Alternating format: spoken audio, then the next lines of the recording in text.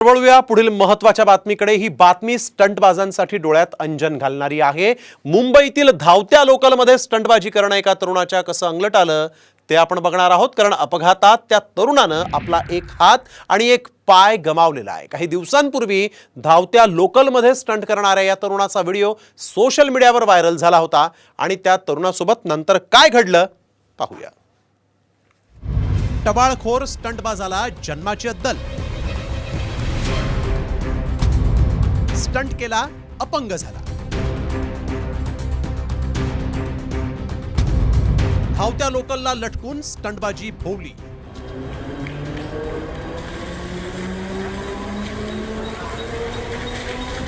मुंबईतील harbour रेल्वेवरील local ट्रेनच्या दारात लटकून शिवडी रेल्वे स्थानकात स्टंट करणाऱ्या तरुणाचा व्हिडिओ व्हायरल झाला।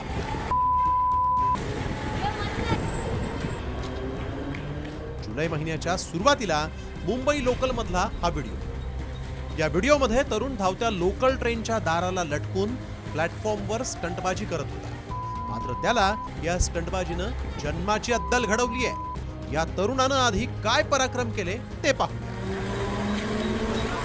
बघा, लोकल प्लॅटफॉर्म वरून निघते, हा तरुणही दरवाजात उभा राहतो, दाराला पकडतो, गाडीचा वेग वाढतो, तसा हा तरुण एक पाय वर घेत दुसऱ्या पायानं स्केटिंग करतोय।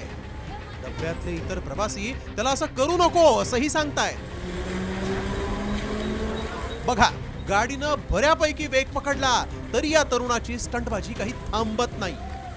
अखेर प्लॅटफॉर्म संपण्याआधी तरुण दाराला लटकतो। आता या स्टंटबाजीनं या तरुणाला कशी जन्माची अद्दल घडवली तेही पहा। 5 अप्रैल के महीने में मेरे साथ दुर्घटना होने के कारण मेरा एक हाथ और एक पैर नहीं रहा।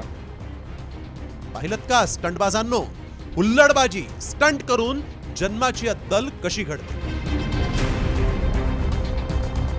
या दोन्ही व्हिडिओत दिसणाऱ्या तरुणाचं नाव फरहत आझा शेख। तो वडाळ्यातल्या अँटॉफिल मध्ये राहतो। फरहत आता नीट चालू शकत नाहीये। दरम्यान याबाबत मध्य रेल्वेनं प्रवाशांना महत्त्वाचं आवाहन केलंय। जीवावर बेतेल असा प्रवास करू नका। लोकलनं प्रवास करताना आपली काळजी घ्या। इतरांनाही स्टंटबाजी करण्यापासून रोखा। प्रवाशांनी 9004410735 या क्रमांकावर गैरकृत्यांची तक्रार करा।